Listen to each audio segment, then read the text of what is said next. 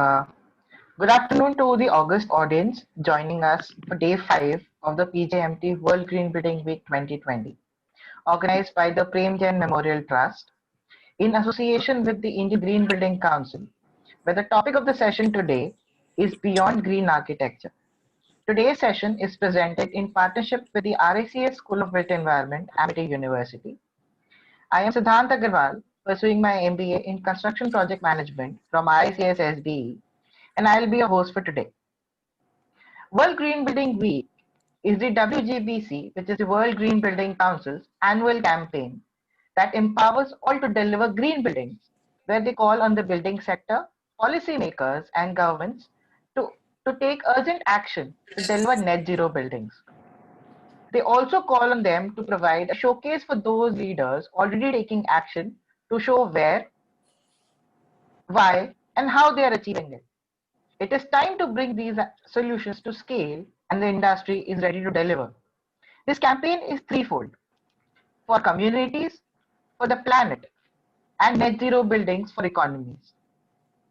With this thought at its core, Prem Jain Memorial Trust, in association with the Indian Green Building Council, has been doing a week-long celebration, PJMT World Green Building Week 2020, wherein each session is being presented by an eminent sustainability stalwart, curated exclusively by the partner institutions and the students. These 8 sessions started on 21st of September and shall continue till 26th of September. This event is a tribute to Dr. Prem Jain, fondly remembered as the father of the green building movement in India and his lifelong commitment to education and sustainability. He was instrumental in single-handedly creating a green Bharat and ushered in a shift in the way green buildings are conceived, designed, and built in India. His facilitated India stands tall in the global green building movement, and he aspired India to be a Jagat Guru in sustainable built environment with the vision that every Indian contributes 1 square feet of green to their motherland. The trust has been involved in a number of activities, and the prime focus has always been green education for students, be it holding bi-monthly lectures for students through Living Building series and the Prem Jain Colloquium series through eminent industry speakers, session-wise video recordings of which are available on the PJMT website. The trust is also involved in supporting unsung, unrecognized young bright talent in the schools and colleges with support and intervention initiatives. The trust continues to promote green innovations, technologies, and celebrating achievements of technologists dedicated to promote sustainability. On behalf of PJMT and RICS School of Built Environment, I would like to extend a gratitude to IGBC student chapters, Sustain and Save, and the partner institutions and the respective faculty members for their support. Don't forget to share the word across of the today's session on social media using the hashtags hashtag Prem Jain Memorial Trust, hashtag PJMT, hashtag WGBW20, hashtag Act on Climate, which is the theme for this year's World Green Building Week. To take the session forward, I would like to call upon Ms. Payal Jain from Prem Jain Memorial Trust to throw some light on the activities they conduct and how they are taking a step in the implementation of its concept in India. Over to you, ma'am. Thank you very much, Siddhant. I think you've covered it all. You've set a wonderful stage for what lies ahead.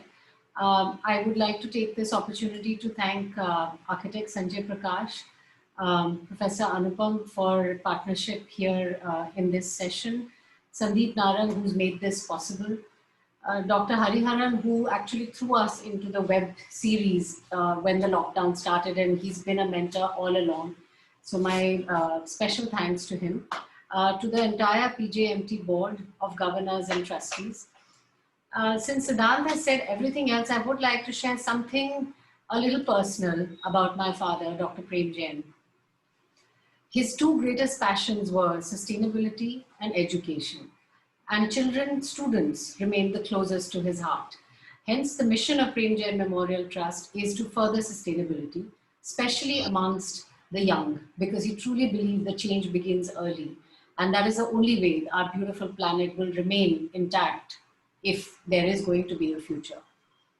For those who didn't know him, I would like to share that he lived on the path of dharma, justice, integrity, truth, and humility. Everything he did was with purpose and intention, commitment, dedication, kindness, compassion, and love.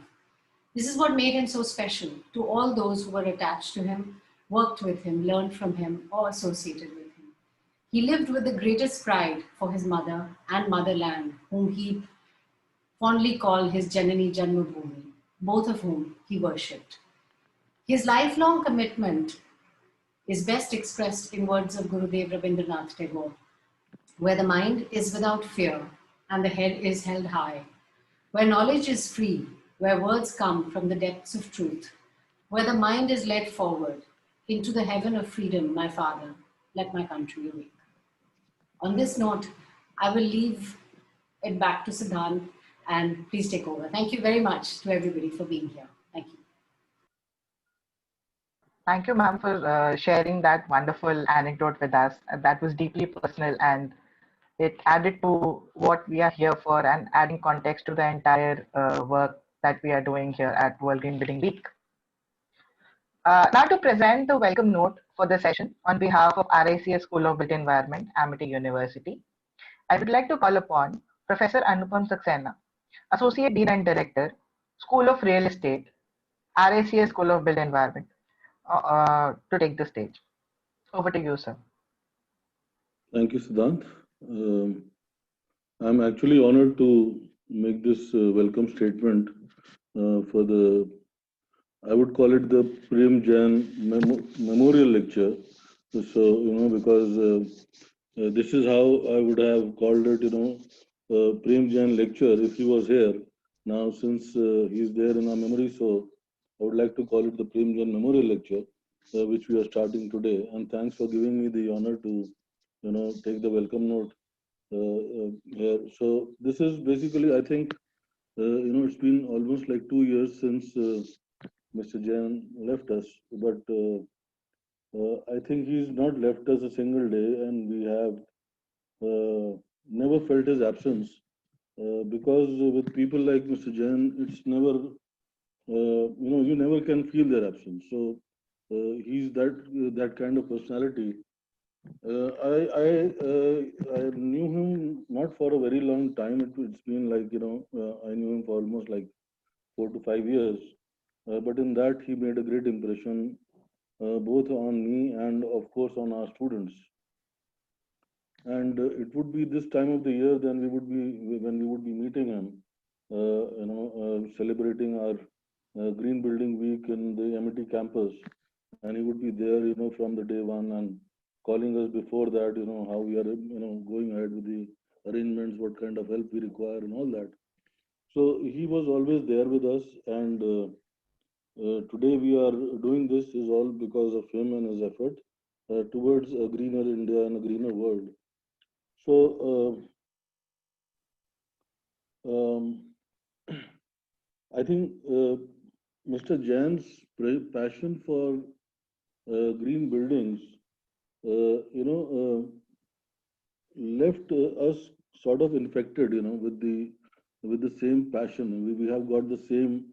Our students, I would say, we have been infected by his passion and his cause and what he wanted to promote and what we all want to promote now is talking about sustainability and green buildings. And as a result of that infection, we today have a club called Students for Sustainability, SFS club in our school. And the whole idea, what he had given is being promoted very honestly by these students who very passionately take this Green Building Week every year as a time to, really create the awareness about why green buildings and all that. And I can tell you that over the years, it's been almost 5 years now we've been celebrating the World Green Building Week. The effort has made the entire campus, which is almost like 40,000 students in our Amity Noida campus. I would say that their efforts have made at least these 40,000 young people aware about why green buildings, what are green buildings, and I think that's a good beginning to where Mr. Jain left us to take this thing forward. So, Mr. Jain, we are honestly taking your message forward, and the students are doing a great job on that. I actually would have always compared him to Mr. Gandhi, Mahatma Gandhi, for one reason that when Mahatma Gandhi was doing his fight for the freedom of India, he did not do any kind of dramatics or anything. He simply gave us an idea, and he embedded that idea in our minds that yes, we are capable and we can take the freedom. And then he let the people do the self realization and take that idea forward. And he made the people believe that yes, we can do it, and that is why the whole country went ahead and did it. And something very similar is what Mr. Jain left us with, the idea and also the feeling of being empowered that we can do it and it is us, we have to do it. So I think that was something very similar to what probably Mahatma Gandhi would have done for promoting sustainability, is what Mr. And one thing which I think a lot of you people would have come across, a news which was there last year about the car sales going down by 30% and the residential sales going down by 40%. And that kind of a thing was being told. And then some companies went ahead and did some surveys. And they found out that, why these sales are going down is because of the Generation X and the millennials refusing to buy and having their belief in, having something which they don't want to get tied up with. So no tying up with the house, no tying up with a car when rentals are available. So you saw very quickly in the last 1 year how new models came up in terms of the car leasing options. Don't buy a car, own a car but don't buy a car, own a house but don't buy a house. So co-living and all that stuff started coming up. So one thing is for sure that market always responds very quickly to what the market wants. So the vendors, they come up with solutions very quickly, and the market gets ready for the people who are going to drive the market. And today's market is going to be driven by most of you people who are there, the youngsters who are out there waiting to listen to Mr. Sanjay Prakash. So my only message, would be that, since you are the drivers of the market, I would request you to start demanding more sustainable buildings from the developers. Because unless you would demand it, the developers I've seen, they really don't want to spend a lot of energies and a lot of resources in making things sustainable. Yes, on the commercial side, we have seen more sustainable, more green buildings coming up, but that has been again driven by the customer. The customer says, "I'll pay you more, give me a better building." So that is why they are, now working towards that. But as far as the residential is concerned, I still see, run-of-the-mill products coming up. Very few developers making that effort. Very few architects sticking to the point that, I would design for you only if you take this in a more sustainable, designs and all that. So we have to, I would say, our dependency now is more on your generation to drive this market and to demand more sustainability from the developers. Once you start demanding it, they will definitely come up with the product that you want. So it's all in your hands. I think Mr. Jain and our generation have, Mr. Jain has led us. We have taken it up. Now it is for you to run with the baton and see that this mission of Mr. Jain becomes sustainably achievable, and that we can proudly one day say that we are zero is our hero, and all buildings in India are zero emission buildings. So with that message, thank you very much. We would miss Mr. Jain, but then we would not miss him because we are going to work on whatever he's left us to do with. Thank you very much. Thank you, sir. On that encouraging note, I would like to welcome our eminent speaker. We have with us an eminent personality in the field of sustainable built environment and a person par excellence. Today's session is titled Beyond Green Architecture, and we have with us architect Sanjay Prakash, BArch AIIA, who is an architect with a commitment to energy conscious architecture, eco-friendly design, people's participation in planning, music, and production design. He is principal architect of his design firm, Shift, Studio for Habitat Futures.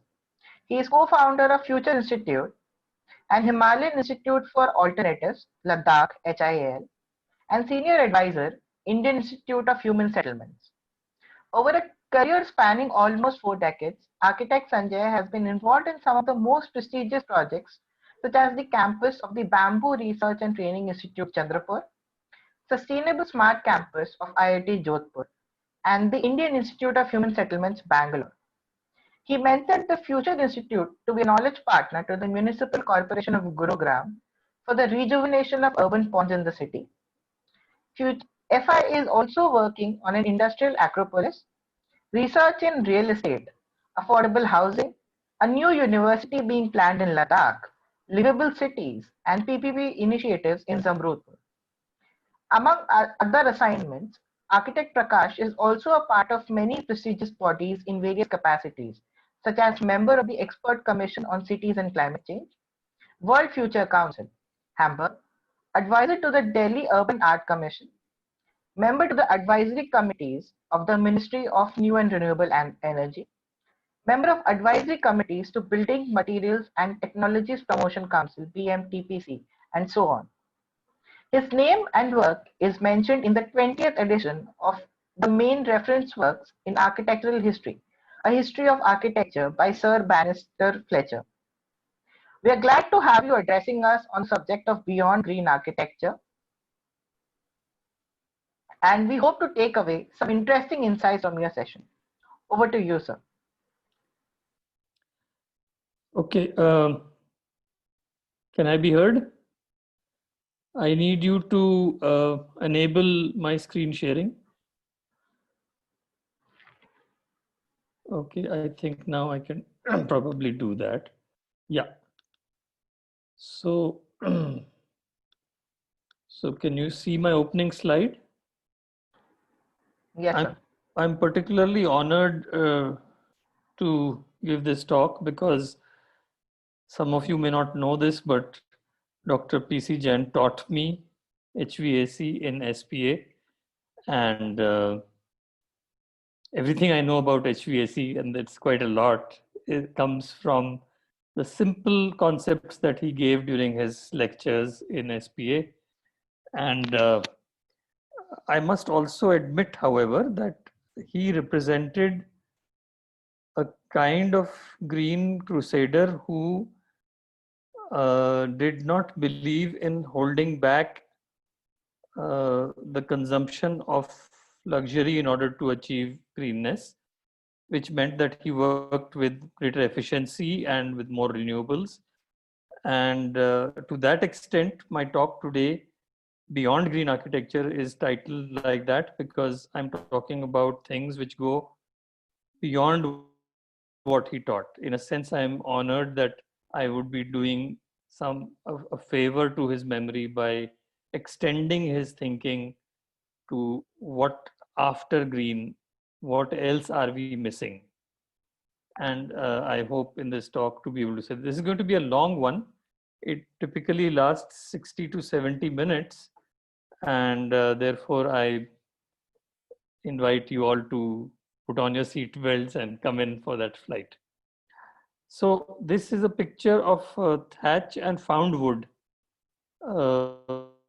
and stone office space by the Office of Hunarshala. It has all been illustrated. This talk has all been illustrated with examples of work by either my studio, us, or our colleagues. So this is by Hunarshala, and there is a very interesting thatch roof that I hope to talk about later in the talk. And this is all found wood from Alang, which is nearby. And they have made what I consider a fantastic office space out of this, which is practically a zero emissions office space. But let's define what architecture is. So architecture is the technology of organizing space. It is, I mean, I've used these words carefully because I do consider that it is a technology and not an art. meaning that it's a useful art, it's a practical art. I'm sorry. And when we organize space, we could also do it this way, which is an open courtyard. And with this typically tropical example, I hope you can. Yeah. I'm afraid all of you have to mute yourselves so that I can be heard. Um, I hope my cursor can be seen. Okay. So, space can be organized in unusual ways. We live in a tropical climate, so we can even have open to sky spaces. This is not something that, say, European architects can do or American architects can do, especially in North America, because it is too cold to have these semi-open spaces, which is what is this entrance to the School of Mirambika, which I designed in the late, I think late 70s and early 80s. And you see that when children walk into this space, they get to see this pond with the 300 varieties of insects and plants around and the fish. So there is a lot of biology going on here, and there's a lot of appreciation of nature as well, which is going on here in this little space. So when you organize space like this, it's very different from how we organize it in colder climates, which basically concentrate on insulation and glazing and catching the sun in the winter and so on. So this is the current state of conventional architecture, which means that classically we want to make buildings safe. That is to say, they should comply with a code, a safety code, or a fire code, or an earthquake code, etc. And the second thing about conventional architecture as it was practiced till 1960s was that it had to be value for money, meaning the brand value had to be better than the capital cost. You may spend a lot of money on a building, but you had to get a return which was better than that.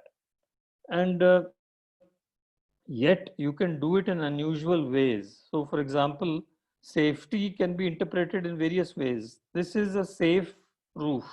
It is 12 meters in span. It is made of scantlings of wood, never more than 1.8 meters by 2 centimeters by, what was it? I think 5 or, yeah, I think 2 by 5 centimeters, all nail jointed into making timber trusses. This was done in the mid 90s, and then I found that though I had conceived of it architecturally, I could not get any structural engineer to agree to design it for me because they're not used to working with timber. So what to talk about working in timber which is salvaged from crate wood, which is what this was planned to be, though finally we did not use crate wood from Japanese pine, we used original sal, but we used the crate wood size. So when I did this, I had to do this based on a forest research laboratories research in Dehradun, which defined how nail jointed timber trusses could be made. And so if you look at that research, this was a very active group of timber structural engineers in Dehradun at that time in the 60s, in the early days of our independence. And I think what has really happened is that ACC became very, very famous because, and it plugged concrete in a big way. And then Nehru's construction projects had a lot of cement concrete in the Bhakra Nangal Dam, for example, and later on in the various factories that were made in Bhilai, Raulkela, Durgapur. And so there was a tendency to give up on wood and timber, though it is still the only really renewable material known to humankind. Timber and bamboo are the only renewable materials. All others are mined in some way or the other. Cement is, steel is very heavily, it comes from iron ore, and so on. So if you really want to talk about purely sustainable architecture, then you have to build in timber. And this happens in Europe. If you go to a sustainable architecture forum or a meeting, you will find all timber engineers in that meeting, because they build in timber quite a lot, and they consider that as sustainable building and not what we build in India today as sustainable. Anyway, so this was made and used very nicely over the last 24, 23 years now, and is happily standing. It's very close to my house. Um, and I think the total kilograms of steel in this entire 12 meter by 12, 120 square meter roof was probably no more than something of the order of 500-600 kilograms of steel, nails, and a few bolts, not too many bolts. Uh, okay, so we also did something that is complying with the Indian code as well as the Chinese code in Shanghai about 10 years ago, 10 or 12 years ago, when we designed this bamboo dome, which was at that time the world's largest bamboo dome, covered with a ferrocement layer for waterproofing, and then overlaid with these herbs which were growing on the roof, because the theme of the expo where this was designed was cities of the future. And we figured that the only way to define cities of the future would be to make it in materials which were futuristic, which meant not more glass and steel like the Dubai pavilion or many other pavilions from the Middle East were doing, but living material like bamboo and grasses. So this was at that time the world's largest bamboo dome, and it was dismantled, of course, as part of the contract. But this, I think we'll come back to this one from inside, and I'll talk a little bit more about it. Now, brand value, what does that mean? It can be very intangible. See, this is a relatively conventional building, but this is a factory building in Noida, in Greater Noida actually. It's between Greater Noida and Noida. And this factory building was something in which the owner was unaware of the concept of LEED ratings. So, by the way, we've never really designed LEED rated buildings in our life. So he got interested in between while the construction was going on, and he said, "What is this LEED rating?" So I explained to him what it was. Then he said, "Do I need it?" I said, "No, it's your choice. It's a voluntary rating." So he decided to go to Sri Lanka and see a LEED rated factory because he did some net research on his own. And then when he came back, he said, "No, I'll do a LEED rating because my buyers in England will feel proud to buy from our factory because it is LEED rated." So this became a platinum rated factory building in North India, one of the first, I think the first. And all we needed to do, because we were already doing many things, all we needed to do was to just add a little bit of solar collectors on the roof to generate whatever 5% renewable energy to get a few more points. You see this south elevation, and this is a afternoon picture in the summer, so you see it all dark. In the winter, you will see it all lit and sunlit, and the sun will reach directly inside and will really warm up the spaces inside. You also see the chhajjas, on the top of which are tiles, which reflect the light deep into the space and therefore permit you to not have to switch on the lights, especially the ones near the windows. But what about brand value? Now, I met this owner a few years later, and I asked him, "Okay, how is this building doing? How are you finding it?" and so on. And he was really, really happy with it. And he said, "I never realized that having this platinum rated building and having it conditioned," because basically what I had done was I had computed that it would be possible to condition the building at 28, not 24, 23, 22, but at 28 with humidity control, with lint control, with filters, for the same cost that he was already air conditioning his showrooms, which he used to air condition at 22 or 20 or something, really, really low, so much so that even the Scandinavian buyers that used to come from the airport shivered in that space and used to wear jackets. So it was funny, but anyway. So I said, for the same running cost, a little bit more capital cost, we can make you a factory that is actually fully air conditioned, and the tailors will work in a 28-degree environment, and the showrooms will remain 24 or 26, which is actually very comfortable.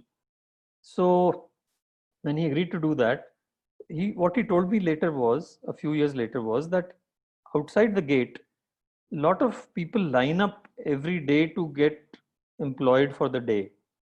This is the standard procedure in garment manufacturing. So he gets the best of the lot in that area. So he said, I can pick up the best embroiderers and tailors from Noida, and that is something that cannot be counted in terms of money, because I know that my products are top notch.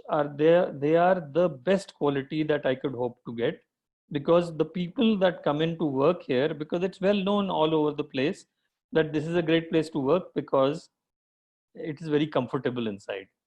So, well, so there are some unforeseen benefits of doing this kind of work, which result in some brand value.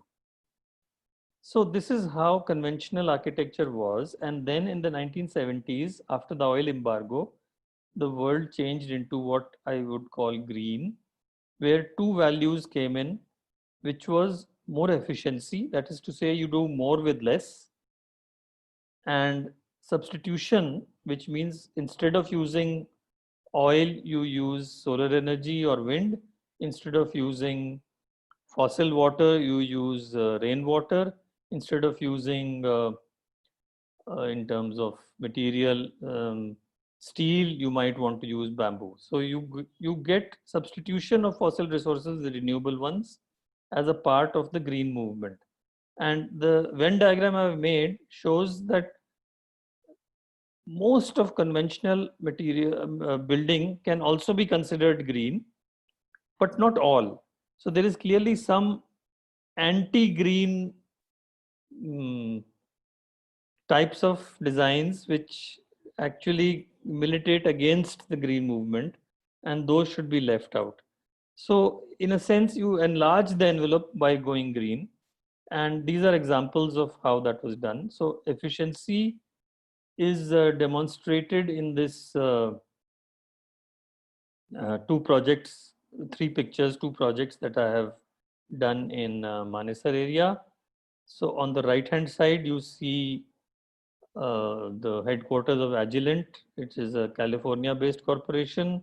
1800 people work here, and this has one of the lowest counts of air conditioning, though it's a fully air conditioned space, and we could not play with the 24 plus minus 1 stipulation that the California organization had. So even though it's what you might call fully air conditioned, the fact is that it has 1 ton for every 640 square feet of space inside. That is 3 times less than what I was taught by Dr. Jain when we were studying. And it was made possible by a variety of techniques, including underfloor air conditioning, including the fact that we had going for us a very complex set of air handling units which could take in outside fresh air up to 100% when the climate outside was good, and so on. But it also had these west windows which you see in this picture below, which this is the east windows, which west windows were similar. So these windows were provided just for enough light, but not for just for cutting down the glare, but also for not heating up the interior. So clearly, we allowed ourselves the luxury of not designing a glassy building alone, though the relevant views are always on the glassy side. The building on the left is designed by Ken Yang, the famous Malaysian architect, who designed it as a signature tower, as it's called in the parlance of developers. And he's designed it in a very similar way, in the sense that he has ensured that this is the north elevation that you see. So you see the glassy side here. And he ensured that the north was so shaped that from the morning summer sun to the setting sun in the evening, no sunlight reaches this building inside interior. And in the winter, lot of sunlight reaches it from the south side, which is behind this. So this was a very interesting thing. The other thing he did, which is signature style of Kenyang, is to create a vertical garden, as it were, in which there is a breakout space at every floor so that people can walk out and use these places for recreation. And so on. So, and the top right picture shows the parking lot of this 1800 people building. And this was irrigated with wastewater and recycled. And it was grassed over with recycled plastic pavers, so that cars could still stand on it, and they do every morning, and yet the grass could remain fresh. Substitution, the most common way of seeing substitution is that you replace electrical energy with solar energy. So you see that in terms of the way the hot water systems of the Terry building in the mid-90s were done. Dr. Pachauri of Terry at that time had briefed me to say that this building should be relevant even in 2030, which is still 10 years away. And furthermore, he said that it should be, as far as possible, autonomous. Autonomous means that it should not have to rely upon an external grid nor an external water pipeline main. And this is in principle autonomous, though it's not always autonomous. It's often autonomous in the sense that you get the heat from the sun to heat your water in the bathrooms. So this is a hostel for 30 high level officials for training. So this is a training center, and 36 windows you see in this. 30, the ones on the ground floor are double, they are suites, so that's why they are 30. And what you see in this is the classical solar architecture of south facing, the way that this is the south elevation actually that you see. And you see that this is a April picture or something like that. So it's already, the sun has stopped getting into the glass. And in the winter, you will see a huge amount of sun coming in and heating the building inside and going through the glass, through the greenhouse effect. So that was basically the way that this building was conceived. It's also very well known for having what is called an earth tunnel or an earth air tunnel, which is a 70-meter long Hume pipe laid 4 meters underground, which keeps the temperatures of the air to the annual average, maybe +1, which in Delhi can be pretty decent. And at the head of the tunnel, we've always felt chilled in all seasons, and it's maybe about 24, 25, because if especially it's been a severe winter, then it's 24. If it's been a mild winter, then it's 25. And then this air, without further air conditioning, but maybe sometimes with cooling if it's very dry, is sent up into these rooms through shafts. And this set of chimneys that you see are the exhaust side. So these are colored darker, and on top is a black colored metal sheet which ensures that the draft makes the air rise and escape. So that this is the way the air conditioning of this building was also done. Incidentally, this building is autonomous on water in the sense that it recycles 60-70% of its water. And there's almost no water used in irrigation. All this lawn that you see is all with recycled water using a biological plant, which is called a root zone system, at that time supplied by Thermax and now done by various other organizations. Substitution can have various meanings. So you can also see that when we were approached by this developer in Ranikhet for designing these cottages for sale, we were in a kind of confusion about what to do, especially for people who wanted very large houses, because we had the information that yes, you could cut 2 pine trees per family to make a house or to repair the house in this case. So, despite the ban on tree felling by the Supreme Court, this was allowed. So, we said, okay, we will restrict ourselves to 2 pine trees per year, which meant that if you wanted a larger house, you had to get it slower. That's an interesting concept of sustainability, or in this case, greenness, that you can't get all that you want to consume simply because you have the money. You have to ensure that nature can actually regenerate those resources so that you can use them. So the same thing applied to the stone, which had to be mined just near the site. There was another little mine area, and the timber, which so what I found was that these houses sold very quickly. In one weekend, I personally remember I sold 17 of them to friends and family, and some of these people who now live there are extremely boastful. This was 24 years, 26 years ago, but now they're very boastful of the fact that their house took 3 years to make, for example. So 6 pine trees were required to make their house. And in a sense, they were happy that the house was being delivered slowly rather than than unhappy, which is what teaches me that the world is changing, and you can educate consumers to actually understand that if you want something a lot of, then you should take it slowly also, so that nature can regenerate it. Substitution is in a more classical form seen by this building on the right, which is TZ in Bangalore, an apartment complex for a developer again, with interlocking earth blocks which replace concrete or brick. And on the left, you see this picture of, I'm sorry, of the inside of the bamboo dome that we made in Shanghai, which is effectively a way of replacing steel, which is a mined material, and we substitute it with bamboo, which is a grown material or a harvested material. It is also seen in this building, which we designed with Professor Gernot Minke of Germany in the early 90s. And this was a building which was designed in just mud and stone.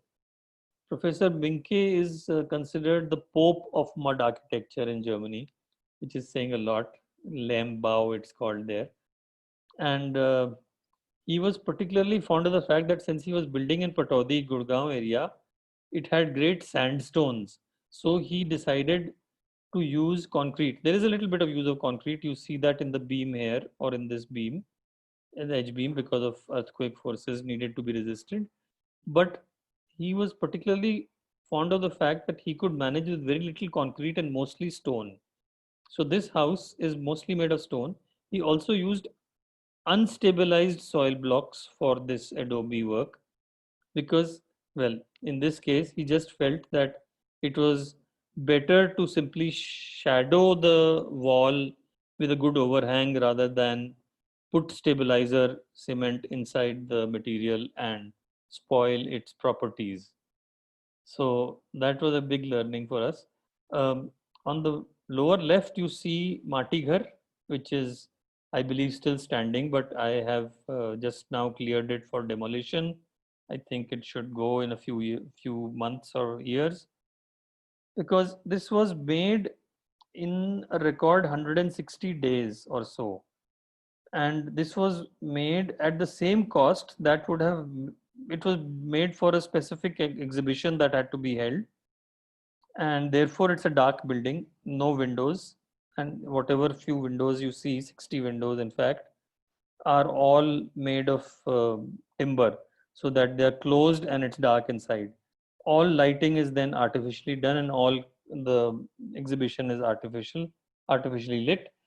So in this case, we used a lot of soil blocks, and this is compressed stabilized soil blocks, which is, and by the way, this dome at that time was the world's largest mud dome, since replaced for various reasons, because we found that it actually could not be certified for more than a few years. So we replaced it with a brick dome, fired brick dome, and that has been painted this color. So a lot of people don't realize what it is, but I'm sharing that this is how we did it. So this substituted for brick, and this house on the top left is particularly special because it's in Nepal and designed for a Swiss mason engineer who had a who required a, I'm sorry, just a minute. Let me go back. Okay. So the Heine Müller is a Swiss mason engineer who was particularly, we made a kind of list of what we must achieve in the house. So he said, okay, I must use alternative technologies. And then, being a rich Swiss person settled in Nepal, he was being threatened by abduction and ransom by various Maoist group. And you might remember that there were lots of Maoists in the 90s in Nepal. And so he hit upon the idea, and I endorsed it, that you must provide jobs and skills to local youth in order to ensure that you are seen as the right kind of person and to be protected rather than to be abducted. And this is what happened. So I'm happy to say that he is very well accepted in local society. In fact, he speaks Newari, and he sits squat with his brothers-in-law. He has a Nepali wife, that helps. And the way that this particular building was made, it had these earthquake bands. You see a little hint of this here. And it had otherwise very little concrete. It had just this ferrocement ceiling and this earthquake band. And the stone came from a pokhara that he made on his land, which is a pond. So he took the most rocky area and he excavated that, and he got all the material for the house from there, including he even did stone tiles for the floor. So there was so much stone that came out that he could make the entire house. And so he did. And then an earthquake struck, which what I consider practically this very epicenter, 23 kilometers east of Pokhara. And I lost contact with Heine, and I was a little worried about it for a week. And then he wrote to me a mail saying that the house was completely safe, and now we are very satisfied that we can sleep in peace and we will not have the roof fall down upon us. So that's a positive story of substitution. But the main point I want to make is that this is just simply green architecture and conventional architecture. But what we are missing are 4 values, if I may call them that, which go beyond green. And this is the next frontier. So, traditionally green architecture doesn't worry about social equity, the top left, meaning, is it for everybody, or does somebody get excluded? It's true that a lot of green buildings, especially certified green buildings, have gates and darbans in which it would be very difficult for a common man to walk in without being accosted and saying, okay, who are you? What have you come for here? And so on. This is the situation in a lot of green hotels, which are 5-star hotels, and that is unfortunate. The other issue that doesn't come up very much in green thinking is sufficiency. This is a core issue because essentially I've called this sustainable architecture, and I've colored it blue and called it the next frontier as well.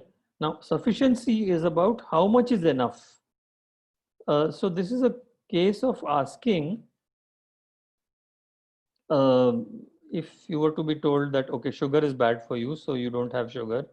So the Coke people come up with the idea that instead of regular Coke, we'll give you Diet Coke or Coke Zero. Now, they don't let you drink water, right? Even, in fact, even the water mafia has now started making bottled water as something that is great for industry. So essentially what we're saying is that if you can do something simply and without resorting to monetary economy, you should do that. And that is the concept of sufficiency. It's a Gandhian concept, which is not very well appreciated all over the world. But I think as Indians, we understand what this means because we've been through generations which have had to deal with sufficiency. The sufficiency that we had to deal with is because of penury, because of not being able to afford things. But I think it's a value that has got deeply ingrained in us. So, for example, I should switch off my fan when I'm leaving the room. I should be able to, instead of buying a um, dryer, a clothes dryer, being able to make a good veranda so I can dry my clothes in a veranda. Maybe more clothes than normally would be the case. And I never hurry through. That means I don't. Why do you need a clothes dryer? Because you're saying that I was wearing this in the morning and I want to wash it and dry it and wear it in the evening. Well, why do you want to do it? It's not necessary. So you should have sufficiency of clothing and be able to avoid that situation in your life. The third value is resilience, meaning this system, this building can manage today's resources, energy, water, materials, even air quality, and so on. But can it withstand future shock? And future shock doesn't need to be just in air and water and just in climatic terms. Future shock could be economic. For example, I live in Gurgaon, where not very far from here are offices of various BPOs. Hmm. So they are call centers, and a lot of young people get employment there, and everything is seen as economically a great thing for Gurgaon and so on and so forth. But look at the lack of resilience that it has created.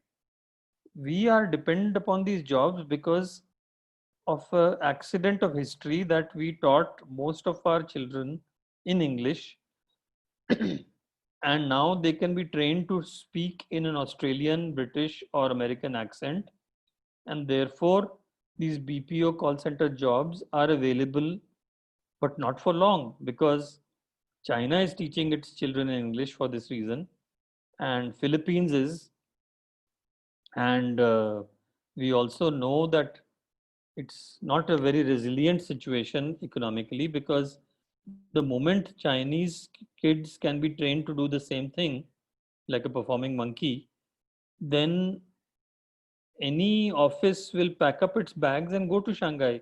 The moment Philippines can do the same, they'll go to Manila. And so we have a non-resilient situation, which means that even though it seems economically very well off at this point in Gurgaon, and you see that in when you visit the malls and see the, well, not right now because of COVID, but otherwise when you saw the chehel pehel in the area, it seemed like it was economically very resilient, but it's not. Economically, it can just crash at any time. And this we need to understand and deal with. And there are ways to deal with it. I'll come to that. Identity is probably the most intangible of the four, because identity is to do with, is this ours,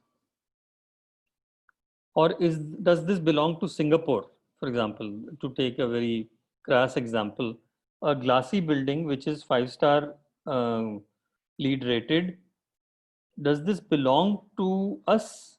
Is it the kind of architecture that we can relate to, or is it a fake architecture that we seem to have copied from other parts of the developed world? And identity is really about that. So identity can be seen also as we had situations where we had a good local film movement in Bombay. And at the time of independence, there were a number of um, Baghi films being made. And then there was a brief period in the 50s where a lot of good storytelling through film was done by Indian storytellers, which really belonged to us. But I mean, people like Satyajit Ray, and they did their Apu trilogy in the 50s and early 60s, and they really told stories which belonged to us. But this was swept under the carpet when the 60s rolled around, and there was a tendency to just see the whole world situation as something after the Second World War as being highly development oriented, and a lot of riches were being accumulated all over the world. So this led to the Shami Kapoor era in our Bollywood filmdom, and just Yahoo type of things, and a lot of boy meets girl, boy falls in love with girl, and well, unfortunately, in the Indian version, since it could not happen in real life, it was even boy trips girl and boy stalks girl, and then somehow the girl falls in love with him, which is crazy. But anyway, that is how it was. So it's not ours. And it's only now in the 90s that I see that this identity, and later in this century, that I see that identity is coming back into our films, possibly with people like Anurag Basu and Dibakar Chatterjee, is that if I got the name right, who were all born in independent India, and therefore they don't carry a chip on their shoulder about copying from the West or plagiarizing film scripts. And they seem to be telling stories which are really ours through films like Dev D or Oy Lucky Lucky Oy. These are the kind. This is identity for you, and I'm afraid to say that identity hasn't been achieved in Indian architecture yet. We are still very much co-located with Western trends in architecture, and therefore, only when we can achieve identity will all the others that are on the screen matter. And so that's what I want to try and indicate. Okay, now examples of resilience are the Sri Aurobindo Ashram building that I made in South Delhi has no air conditioning, by the way. And I stayed in this for 2 years in different times. And you see that it's got a white color, which is a donated set of slate tiles which were given by a devotee. It has a very light colored roof. It has good insulation. So in that sense, it's a passive building. Now, sufficiency is demonstrated. I wasn't, I didn't recognize the sufficiency of this building till I had a British friend who's an engineer who was very uncomfortable in his five-star hotel and wanted me to book another hotel. I couldn't find a hotel. I was living in this ashram. So I told him, do you mind shifting in with me? But you need to use an Indian WC. He said, not a problem. I'll use it. And he shifted in. So he shifted in on a Saturday. He stayed till Sunday afternoon. And he was extremely happy with the situation and the climate and the fact that there was fresh air and so many plants to freshen up the air. And in the morning, when we woke up on Sunday morning, he computed for me, being a civil engineer, they work a lot with numbers. He computed for me that this building that I was living in consumed very little energy, which is true. Now, for those who might know the concept of EPI, you would realize that 140 EPI is the standard building in ASHRAE, which is compared to air-conditioned buildings for office buildings. And when you talk about really tightly designed buildings, you can go down to 80, which is what Infosys has managed in its 24/7 Hyderabad office with radiant cooling. And then you can go down to 60, 65, which is Infosys's current targets. And then when you come to non-conditioned buildings, even you consume 26 kilowatt hours per square meter per year. And you can go down further in Griha system, you start getting points once you go below, I think, 26, and so on and so forth. This building, according to Peter Head, my friend, consumed 5 kilowatt hours per square meter per year. So it was not 140. It was definitely, I mean, hospitals consume even 300 right now, but it was not 140, it was 5. But the concept of sufficiency really came through when I proudly stated the statistic to the ashram kartas, to the seniors in the ashram. And I said, this building consumes only 5 kilowatt hours per square meter per year. And you know what they said? They said, "Oh my God, isn't that too much? Because the target should be 0." And that's exactly what sufficiency means. We need to be able to have a target of 0. And only when we have a target of 0 should we rest satisfied. Can we reach there? I don't know. I don't think we can reach 0 itself, but we can still go below 5. And we are doing it in this building because we are starting to replace all the ceiling fans, which used to consume 65 watts, with 70 watts, with the super fans, which are electronically controlled and have permanent magnets, and which take as little as 10 watts to run for the same kind of satisfaction. And the CFL lights are being replaced with LED lights and so on. So a lot can be achieved, and the sky is the limit, and finally 0 is the limit. And it's only when you achieve 0 that sufficiency can be said to be fully achieved.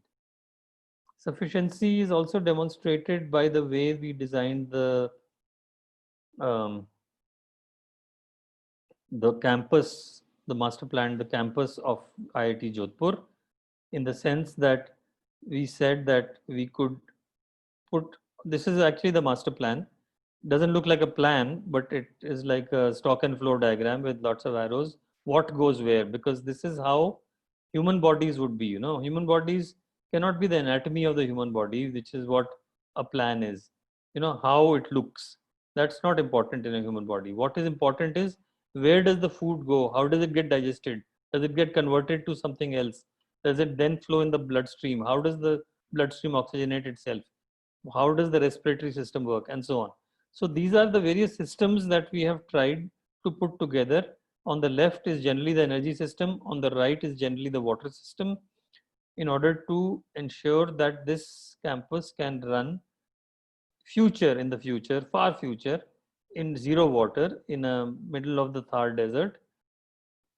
But it's not so far-fetched, because Jodhpur city, which was established some 500 years ago, has achieved a status where, due to various rainfall harvesting things that the Raja did at that time, the city now has an excess of groundwater, and it's fresh groundwater. So much so that people don't make basements in Jodhpur because they can't, because they just say it's too complicated.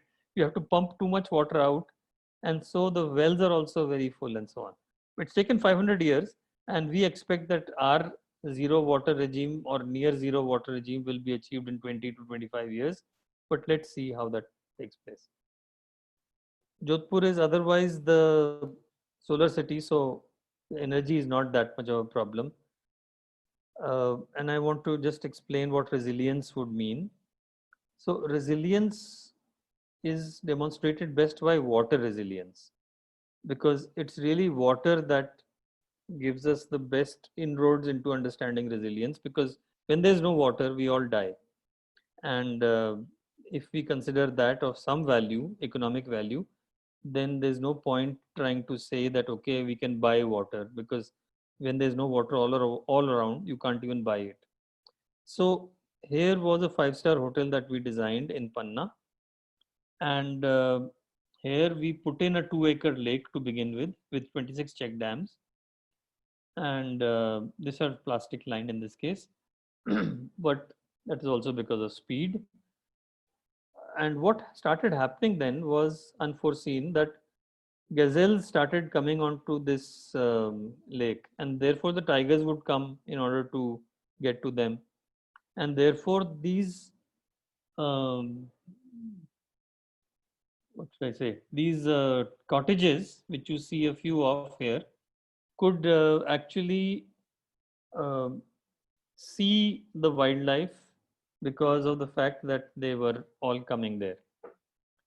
So that was a great revelation. On the right, you see the Agilent building again. This time you see in the foreground the kitchen garden that is irrigated by recycled grey water.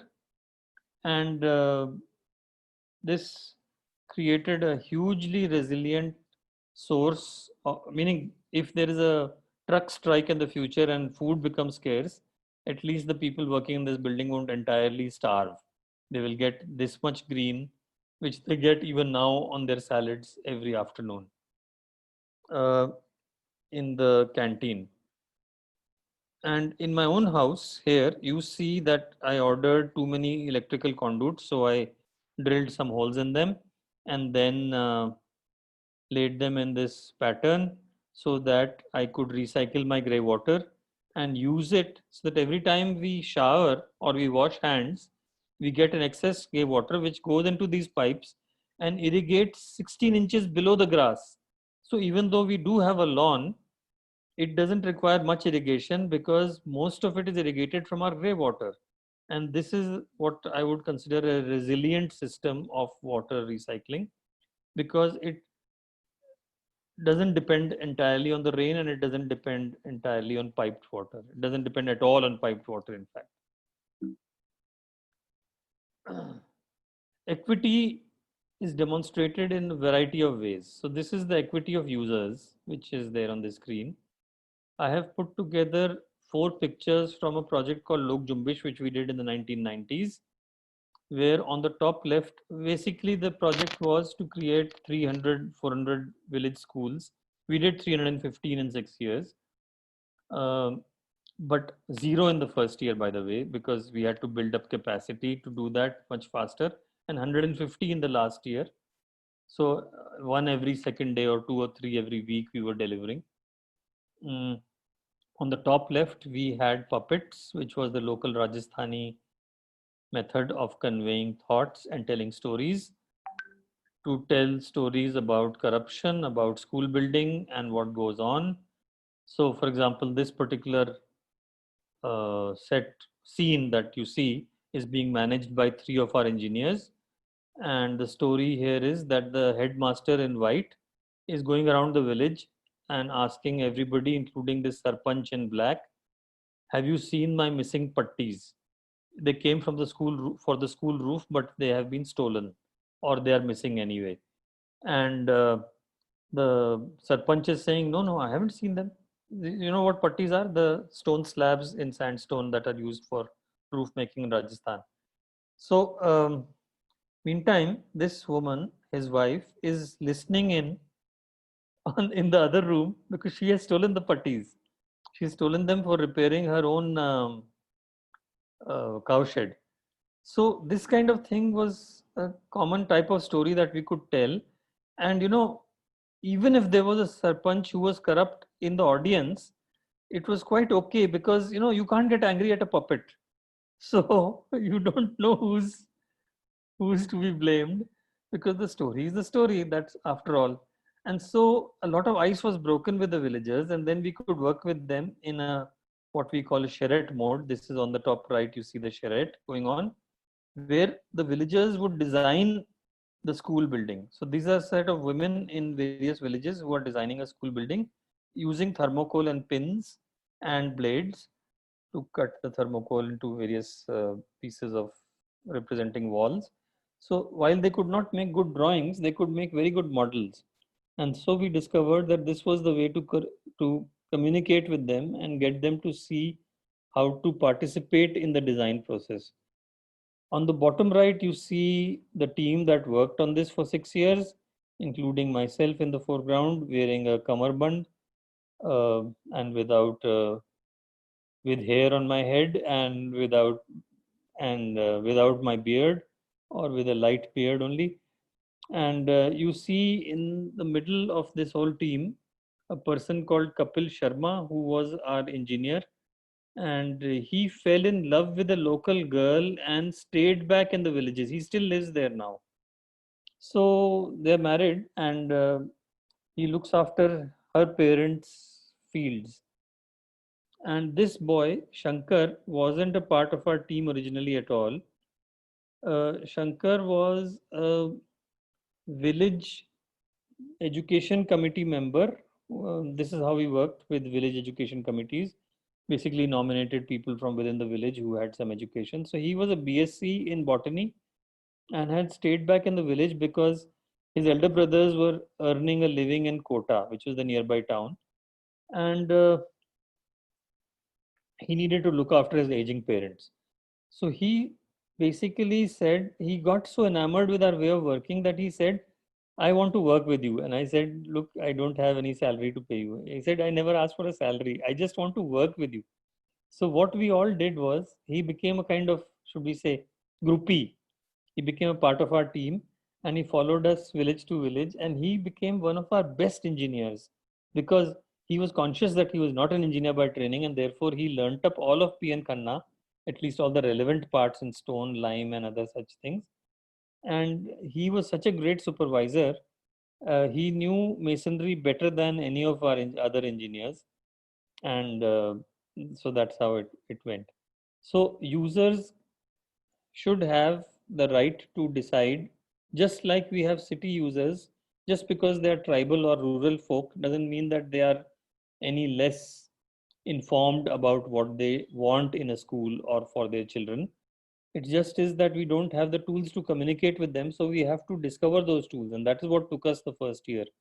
On the bottom left is a typical school building that was made using women masons, and this tells you the typical style of architecture. So you have putty roofs and you have stone masonry and lime, and this is something that could be maintained and easily made by the local people as well. Equity of the users also comes from, this is the inside view of the same factory that I showed you a long time ago in Noida, Greater Noida. And you see the daylight now coming in, and these lights are switched off while these lights are switched on, because tailoring work requires a lot of good light, but it's not necessary that half these lights I mean, normally what happens is that all the lights are switched on. And also you see the ducts which give you the 28-degree air conditioned air. It comes in at 26, and I think the overall environment is maintained at 28. So that is how it works, and it's considered one of the best places to work in Noida. Equity also comes from the equity of users, of makers, meaning we don't realize as architects that we employ a very high proportion of unskilled and skilled workers in our buildings. Unfortunately, with modernization, we are tending to see them as a cost and not as a resource. And therefore, we tend to iron them out of our calculations and tend to make them second-hand citizens and reduce their skills. So you don't require much skill to mix concrete in a concrete mixing plant, in a batching plant, because you need to be able to only push buttons. And therefore, any skills that you require are there with the engineer who is educated and can read the readings on the oscilloscopes or whatever else they have. Now, therefore, when I was designing my own house, this is a personal kind of story. So I found that I was being lazy and I was just designing this living room roof of pine as a slab. So it was my wife, I must say, who taunted me and said, you know, you are such a good mason trainer. You should not be designing this slab as a shortcut to making things faster. So I said, yes, you're right. And I redesigned this as a flat dome without shuttering, because you don't make domes with shuttering, otherwise they're useless. The shuttering can't be used again, and that's a lot of wood gone waste. So this is a Rohtak dome making technique that we used, and which these two masons got trained on. And today their worth has become a lot more rather than a lot less after doing this building, because I recently came across Shabad, this mason here on the left, who has now done a fantastic farmhouse some 20-30 kilometers from here, which has vaults and domes. And he's done it with his own hand, and he's taught some others. So he now gets 1,000 rupees plus a day rather than his standard 500 rupees a day, which was the earlier wage rate. So this is important to understand that equity also extends to equity of the maker, and we can't leave behind a large swathe of the country's population when we talk of equity. This is another example of equity with a different twist. This is from Hunarshala in Gujarat, in Bhuj. So they have designed these roofs in thatch. Now, the interesting thing about this thatch is that they need to keep replacing it every 2-3 years because thatch is not a very highly durable material, right? But they have done what I might call a very Gujarati style invention. That is, instead of using thatch, have a look at the one on the bottom right, the inside view. You see that it's got lines in it. The lines are nothing but twigs of timber, or rather, no, scantlings of timber, around which thatch has been woven. So now this has been turned into a cottage industry in that area. Basically, the people of Hunarshala go house to house and give women the relevant materials to be able to weave thatch shingles. And once they have a thatch shingle, whatever, so long, whatever, a few meters long, and one thatch wide, then they can lay it very nicely and easily on top of this inclined roof of steel, and that's how they do this. And they might be giving something for the labor at the time that they pick it up, but the important thing is that these women can make this thatch roofs in their spare time. It's the equivalent of factory production, but done in a very typically Indian way, and which brings me to identity, which is what is ours? Is this five-star hotel in Sundarban's, which by the way right now has a lot of flooding because of Amphan cyclone? Is this five-star hotel made in thatch but also in glass? Is this what is ours? I don't know. This is the most difficult part of my entire presentation. Or is this, which is my house now, which has second-class bricks from local Haryana rather than far away first-class bricks from far away UP, Western UP, which I could have got easily, which I could have afforded? Does it have, it has these Maruti wood scantlings for doors, which come from the, what's it called, the crates in which parts of Maruti used to come. And so since the Maruti factory is very close to where I live, this is where I got it from at dirt cheap prices. This is Japanese pine, but it came as waste wood. And I used it in stone chockhutts, that is to say marble chockhutts, because this is a high termite area. So I figured that termites will not get to the palla, the movable shutter, but to the chalk only, which is fixed. And therefore, and it was proved right because my neighbor has changed their wardrobes and doors once and twice in the last 15-20 years, but I have not had to. We have no termite infestation in our doors, despite the fact that mango wood is, and this is mango wood, not pine, despite the fact that mango wood is supposed to be prone to termites. In fact, the IS code says that you must take mango wood if you want to check that there are termites in your land. So these are some of the ideas that create identity and create architecture that is truly ours. I'm ending with this picture of Mirambika. I started with one in which identity is created not by structure, but by a tree. This is the bud tree which was planted on the first day that Mirambika was started in 1980s. And this picture was taken 25 years later on the 25th anniversary.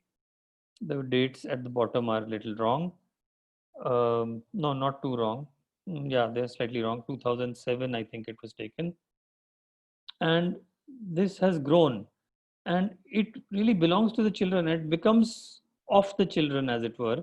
And this is really this kind of intangible ethos that we need to find in our architecture to make it truly sustainable and truly ours. Because unless we can do that, we will simply be kind of aping the West and not really doing justice to the whole concept of architecture. So that is really the four things that we tend to miss out when we talk about green architecture. equity, sufficiency, resilience, and identity. And I hope that some of you youngsters listening in on this talk, 190 of you now, can take it upon themselves in this generation, your generation, to ensure that you create an architecture that is truly yours. Like a McDonald McTicky burger, which is an Indian dish, translated from McDonald's, which is an American brand, which sells more than uh, the Mac burger, the regular lamb burger. We must be proud of the fact, and well, even the Prime Minister has given this call of Atmanirbharta, but what it really translates to is that we must be proud of the way we are, which doesn't mean that we copy what was in the past. This is not a case of, manneristically copying what was a past in architecture, but of inventing our own identity in architecture for our own climate, for our own materials, for our own skills. Thank you. And not only am I open to questions, which I find often come after a gap of a few minutes, because everybody is gathering their thoughts and this is a rather abrupt end, but I'm also open to mailed questions, and I can put down my mail ID. It is, I'm doing that right now. And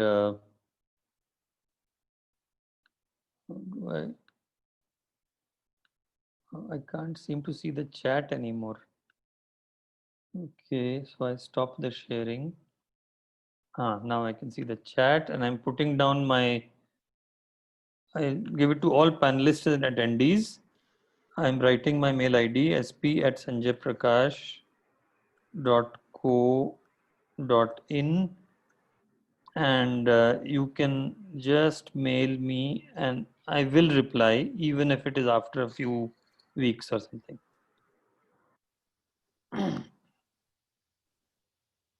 Thank you, Suraj Arora, because you've given us comment that your sessions are always very simple and authentic. So really enjoyed it.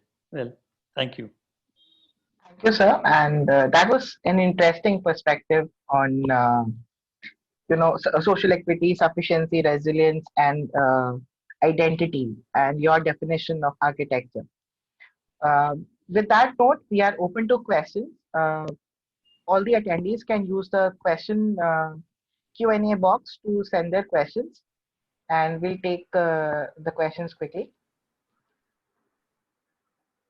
Meanwhile, sir, there's a question from Saurabh Verma. So the question is, the world is going net zero carbon emission, and we are thinking of net zero energy. Are our supply chains and design not ready for zero carbon emission? Or are we pursuing more Indian style Yes, architecture? Well, okay, I'm not sure I fully understand this question, but let me attempt a response. See, we are not talking about net zero energy only. We are definitely talking about net zero resources. It's energy, water, and materials are the three big ones. And there are others. I mean, for example, we are in the Prem Jain Memorial Trust, and therefore net zero air conditioning is also something that we should be looking at. So, are we going towards Indianness in architecture? The point I'm trying to make is that we have to discover who we are, and that is something we have not done authentically. If we understand who we are and what our resources are and what our skills are, human resources as well, that is when we will create a truly sustainable architecture of India for India by Indians. Otherwise, if we just go for formulaic net zero, pretty much like you do a calculation saying, okay, this much energy I need, therefore I'll grow a lot of it with solar collectors. That is no way of continuing. I had a client once in Maldives who wanted to do a net zero project, but their version of the net zero project was that they didn't want to make their cottages more efficient. It was a hotelier. They didn't want to make their cottages more efficient because they were consuming some 6 tons of air conditioning each cottage, 1,000 square feet. And instead, so when I said double glaze it and make it more efficient and this and that and insulate it, and therefore bring down the requirement of air conditioning to 2.5 tons without questioning the temperature, because in a 5-star hotel you don't question the right of the customer to have a temperature, so a particular temperature. So then he said, no, I can't do that because this is exactly what I want, and now you just make it net zero. So then we just calculated so many acres of solar collectors will be required to be floated on the water in the sea, and whatever number of $1 million it came, I don't remember now. And as soon as I was working with his engineers, so when we came to this conclusion, he said, oh, that's too expensive, I can't afford it, so I can't afford renewable energy. Wrong conclusion, I'm afraid. Unless you can think of resources as something which are worth conserving for future generations, you will never really achieve net zero of the kind that this client of mine was trying to achieve, which is don't compromise on whichever wasteful energy you're using right now, or wasteful water, or wasteful materials, but somehow by magic produce it out of thin air, out of some renewable source. Thank you, sir. So we have another interesting question from Oshin, who asks that you mentioned about using bamboo in place of steel. So can we replace RCC with bamboo while construction? RCC is typically can be replaced by a bulk material like soil, which we have done, as I showed you in a number of our buildings. And bamboo can be replaced. Bamboo is a replacement of steel. Having said that, we must not be blind to its negatives. For example, bamboo is much more fire prone than steel is. So we must take care that we use it sensibly and with respect for its properties. Obviously, the properties are different. Similarly, soil is much less water resilient than concrete is, cement concrete is, when it comes to rain. So we must, like I showed in the Pataudi farmhouse, we must also shade it well so that the water doesn't get to it, and so on. So there is no simple replacement of one with the other. And we must realize that our use of steel and concrete today has a huge history of variety of industries getting into promoting it as a serious material, and also of some of the early architects who were followers of Le Corbusier using it a lot in their buildings. And therefore, over the years, concrete has become the cheapest. It's not as if it's in principle the cheapest. It's rarely, if designed well, wood can be the same cost as concrete. Can't be much cheaper, but it's about the same cost. Similarly, so you must realize that what the economy does is that the most popular material slowly starts becoming the lowest cost. Therefore, for example, the bamboo structures that we have designed so far, mainly in the Bamboo Research and Training Center, Chandrapur in India, are more expensive than steel buildings. But what of it? They won't be after 10 years if they are sufficiently popular and used. And anyway, what we have tried to ensure is that they are durable. So they are proved for 50 years life rather than 5-6 years, and therefore don't have to be replaced. Okay. So we have a question from Jeet Kumar Gupta. He's asking what options are available to replace concrete and cement in the building industry? Well, for a start, we are making a campus called the Indian Institute for Human Settlements. Concrete and steel, did you ask? Sir, he asked for concrete and cement. Cement, okay. So let me just talk about concrete and cement. Now, concrete and cement have some very good things going for them. You will be surprised to note that if you see the number of elements in the crust of the earth, most of the earth contains elements that are very similar to what cement has. So you could say that it's a highly abundant material, and therefore we can mine it for many, many centuries to come without creating a shortage. Yes, so calcium carbonate is one of them, and it's available, but it does consume a lot of energy to manufacture. So one of the primary replacements of cement concrete and cement is earth.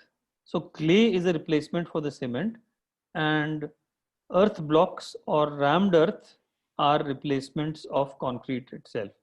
But as I said before, you have to be careful that you don't allow water to get onto them. Otherwise, you are in trouble, especially if it's unstabilized. Now, if you stabilize it, you are not against using a small amount of cement or slime, but all you're doing is you're trying to get the best of both worlds. So we can't turn our backs towards development. See, I have a mentor in the late architect Vinu Kale, who used to practice in Wardha. I did a lot of bamboo architecture and bamboo designs.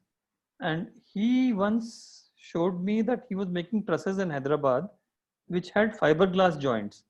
So I asked him, Vinoba, why are you doing this? Isn't it against the idea of using natural materials? So he said, जब बीमार पड़ते हो तो कभी कभी antibiotic भी खानी पड़ती है ना. So he said, don't be against, परहेज किसी से नहीं करना चाहिए. Don't be against any material. Use it as the valuable material it is. So if fiberglass is a valuable material, use it because it's got lots of resources embodied within it.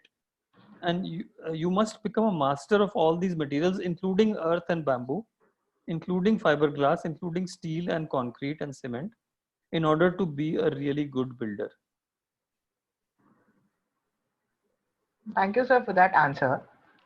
We'll take just one last question, which is very interesting from Kaustav. He's asking, could you talk about sustainable practices for high-rise structures? Okay, I think the first sustainable practice for high-rise structures actually is that it is questionable why we need high-rise at all. We use 2.5% of our national endowment of land for urban areas. And we also know as architects that medium rise, 4 stories, high density is possible. There's the same amount of density that can be managed in EWS housing as it can be managed in a 20-story block of flats. In fact, more in the 4-story version. And this is an area which, if you had asked me by mail, I would have led you to various other researches because there are lots of embodied problems with high-rise structures. For example, the consumption of steel and cement is quite high, and that in itself is a problem. So really speaking, my solution to the high-rise issue, which is otherwise seen as a very simple thing, no, land is precious and short in supply, therefore go high. That's a unthinking attitude. Actually, land is precious because you can go high. It's not because it's precious that you can go high. So funny, I mean, this is very well known by builders. They don't sell and buy land according to the acreage of the ground. They sell it according to FAR. They say, okay, what's your FAR rate? Which means how much FAR will the politicians tolerate before they start breaking down your building, and that determines your price of land. So actually you have to question the whole issue of land markets and the way they are managed, including the fact that in Bombay, for example, there are all kinds of vested interests, including mafia interests, which control the quantity of land that is available every year to build. And that itself makes land more valuable or more pricey or more expensive.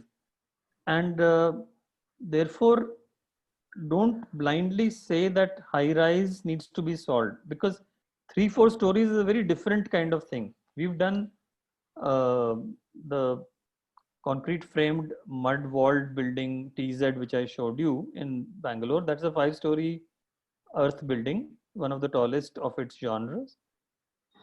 And the issue with bamboo right now is that it's not easy to take up to 2 or 3 stories or beyond that because of fire safety.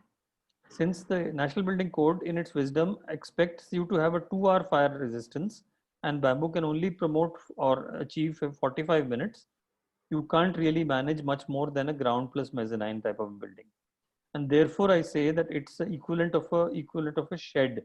A steel shed can be replaced by a bamboo shed, just as a high rise or medium rise building of 4 stories can be replaced with concrete frame, can be largely replaced with earth blocks, including interlocking mortarless earth blocks, and they don't need to be uh, but in this case we need to see how to reduce the amount of steel and concrete that we use, and that can be done also. For example, using flat domes, we have started achieving 80% reduction in the amount of steel and cement that are being used in the design of Indian Institute for Human Settlements, which is being designed in Auroville by Dharmesh Jadeja, who you should talk to.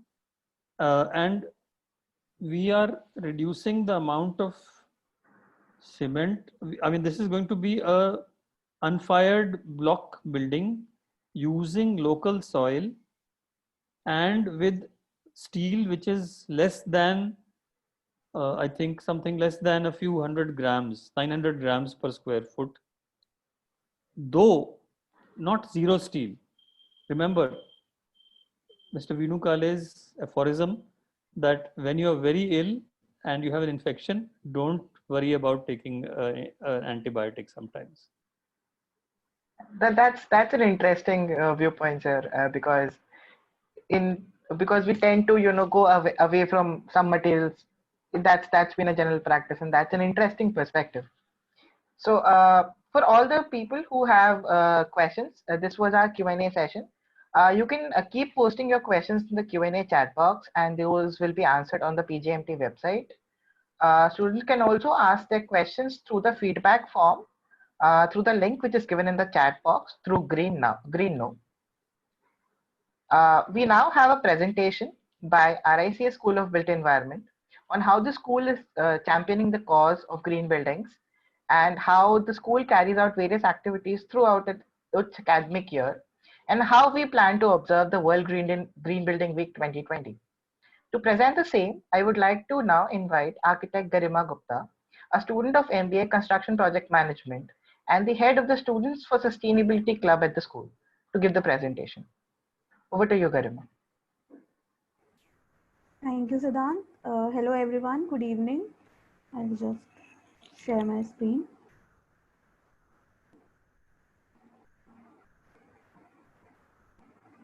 I hope the screen is visible. Yes, Garima, that's visible. Yes. Thank you. Hello, everyone. Myself, Garima Gupta. I am the head for Students for Sustainability Club at RICS SBE, which came into existence as consistent effort from Prem sir, as Anupam sir just mentioned a while back. And with that, I'll actually like to put forward how RICS SBE is actually striving towards sustainability and moving towards the cause. So basically, the vision of the school itself defines that it is working towards creating sustainable value in the built environment. And how are we actually doing that? We are doing that through curriculum and other initiatives, like we are working on Industry 4.0 and Construction 4.0. We study all those concepts. We have a course on sustainable practices in built environment, and we have a research initiative as SARAS, which facilitates research in sustainability. We also have a entrepreneurship cell, which also facilitates students who are who are willing to be part of sustainable development and want to take up that initiative. Further to that, we have the Students for Sustainability Club with the motto of Parivartan, being the change. And the club is based out for group discussions, activities, and knowledge sharing in the college. We are also a member of IGBC student chapter since 2014. We celebrate World Green Building Week. We have been celebrating it for the past 6 years, and we look forward to celebrate it this year also and in the coming years. We also share and publish articles and research papers in our school newsletter, that is Knowledge Chronicle. And we participate also in the events and competitions that come forth us during the time. About the Green Building Week, we have been celebrating it for past 6 years, and there have been different activities, panel discussions, and events throughout the week. This year, as we all know, that the theme is Act on Climate and Net Zero Buildings for Communities, Planet, and Economies. We are also celebrating it in our college, and we have many different events and panel discussions and fun events lined up for you. Some of them are best out of waste, build a pitch, build B plan competition, unpuzzle, a quiz, creative redemption on how you actually green activism through art, basically. Then moving forward, we have photography, videography, and battle of speeches, poster making competition, and we have different green talks. We have Prayatn 2.0, a panel discussion, idea generation, a green seeker competition, treasure hunt, and other Insta activities, and also a design competition. So we welcome you all for these competitions, and we look forward to your participation in the same. Thank you. Thank you, Garima, for that wonderful Thank you, Siddhant. presentation. And to give the closing remarks and the vote of thanks, I would now like to invite Professor Gautam Pant, Associate Director Programs, School of Construction at RICS SBE. Over to you, sir. Well, thank you so much, Siddhant. I would first like to extend my heartfelt gratitude to Sanjay Prakash Sahib, who took so much of her time and effort to not just prepare this presentation, but give this as a live demo to all the people who are present here.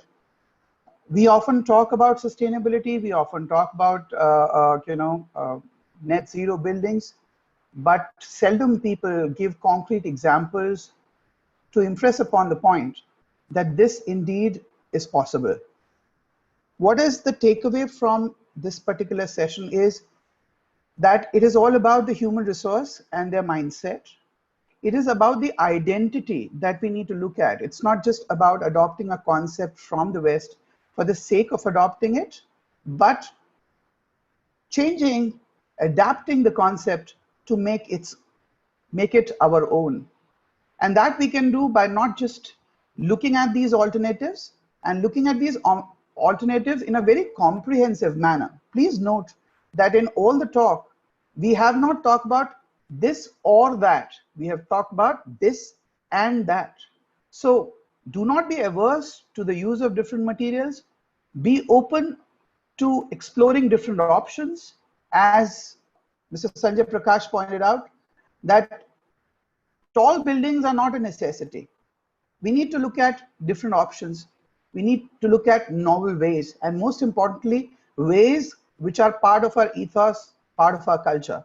And what more beautiful example than he can give than a specific factory in Greater Noida, which clearly showed that if you adopt a green initiative, then it not just changes the company's ethos, but it also changes the working condition, because of which you are getting much better workers at probably the same price.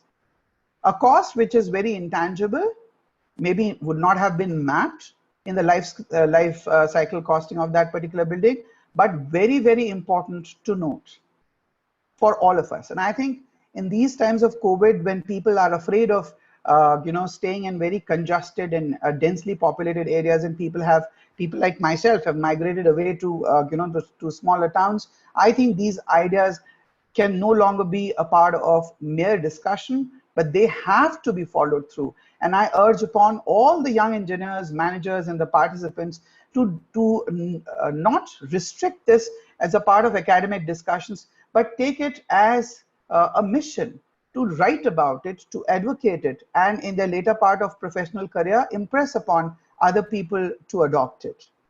So once again, I'd like to thank Mr. Sanjay Prakash for giving such a wonderful, enlightening lecture. Thank you so much, sir. I would like to extend our thanks to Ms. Payal Jain, Founder Trustee, Prem Jain Memorial Trust, for facilitating this lecture. Without your support, ma'am, and the support of the trust, I don't think so that such kind of wonderful lectures would probably come to the student. Thank you so much, and we would look forward to much more and future associations as well.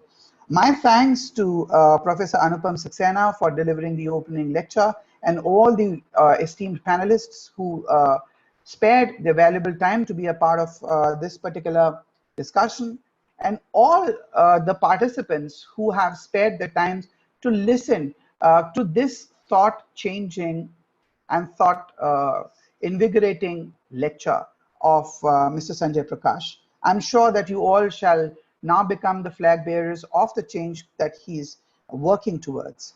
My thanks also is due to the students of RACS, all the organizing member committees, presentation being done by Garima, thank you so much for that, and our anchor, Mr. Siddhant Agarwal, who so wonderfully coordinated the event. I once again would like to thank each one of you for being a part of this wonderful lecture, and would like to urge once again that let these not just be dialogues, which of course should be there, but should be translated into concrete actions on all our parts. Thank you so much. Thank you. Thank you very much. Thank you. Thank you, everyone. Thank you, sir, for the wonderful closing note. Thank you, Architect Sanjay Prakash, for giving such a wonderful address, and it was a pleasure listening to you and understanding all those examples. Thank you to the Prem Jain Memorial Trust for organizing this wonderful lecture and for giving me the opportunity to be a part of this. Thank you to all who's joined. And so this is Siddhant Agarwal signing off for the session. The links are given in the chat box for your questions. Do post your questions, and we'll revert with the answers. To know more about the competitions that Garima presented, you can contact on our Instagram page, which is sling_RACSSB. You can look for that.